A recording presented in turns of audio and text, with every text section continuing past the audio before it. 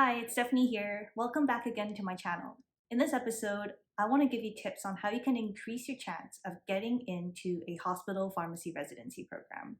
If you're still unsure whether hospital residency is right for you, check out my video above where I go over the factors that you could consider before applying to the program to see if it's right for you.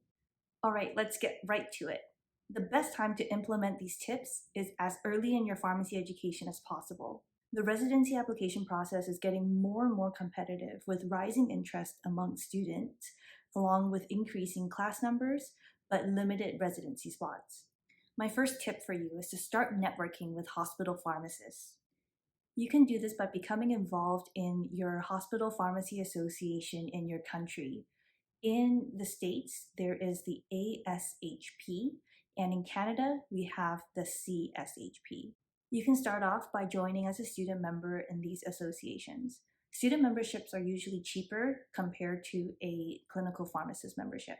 Once in the association, you can apply to become a board member as a student advocate. You will then be able to collaborate with other hospital pharmacists on the board of directors to promote hospital pharmacies in universities. This will get you noticed within the hospital pharmacy community, especially if you set a good impression, and therefore increase the chance that these pharmacists will vouch for you during the application process. I remember that there were two pharmacy students that did such a good job on the board and were viewed so favorably by the hospital pharmacists who had an influence on the residency application process that these two students were, without question, accepted into the residency program when they applied.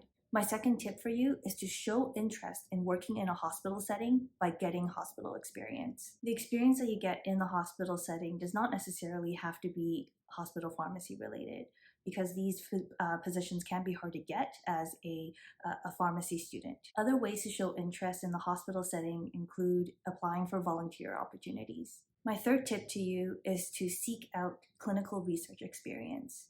A large part of the residency program involves developing your clinical research skills. So if you show interest in this will definitely give you brownie points on your residency application. Something that students may not know is that there is always a shortage for pharmacy students to help out with clinical research within the hospital pharmacy world. These opportunities may not always be actively promoted within the universities. Therefore, to seek them out, I would encourage you to ask hospital pharmacists that you have connections with or network with to see if they have a research project that you can help with. If you don't know any hospital pharmacists, don't worry about it. Other avenues where you can seek out research opportunities exist in universities. For example, I know UBC offers directed study courses where they pair students up with clinical research projects for them to get the experience as well as credits. UBC also has a summer research program where they pay students to help out with clinical research projects. And I'm sure there are similar opportunities in other universities as well. My fourth tip is to make a good impression on your hospital rotations. Your month-long hospital rotation will serve as an unspoken residency interview. Hospital pharmacy is a small world. Everyone talks, so make a good impression. During this time, show that you're really interested in hospital pharmacy. Bring your A game, go in early, stay late, strive for perfection in whatever work you put out. It is very admirable as well when students actively seek feedback to self-improve or to improve their work. Therefore, I would suggest that during your rotation, actively ask for feedback.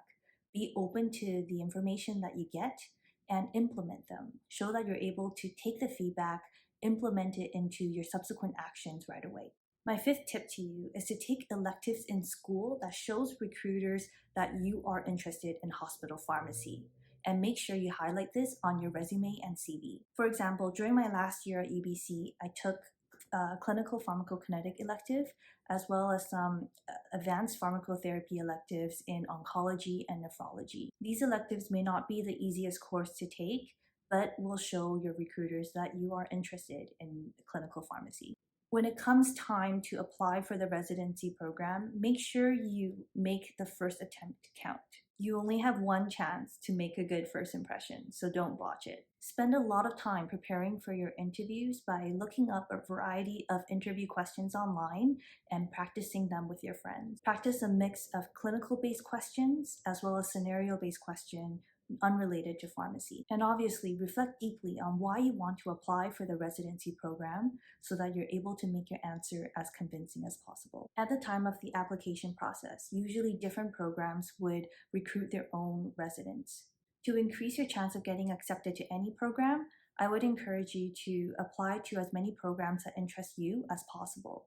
This also serves as a way to practice your interviews when you interview with these different programs back to back. I would also encourage you to talk to these program recruiters to show your interest. Some questions that you can ask them are, what are you looking for in an ideal pharmacy resident candidate?